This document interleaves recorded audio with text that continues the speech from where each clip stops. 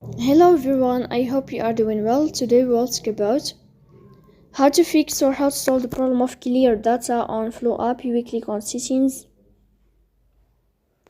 then we click on apps, default apps, app settings. Here you will search about the application of Flow and you will enter. Then this page of app info, you will click on first stop and you will click OK. Here you will enter to the window of storage. Then we click on clear cache. In the end, you will turn off your phone and you will restart your phone again to fix that problem. If it's not working with you, then you will update your app on Play Store.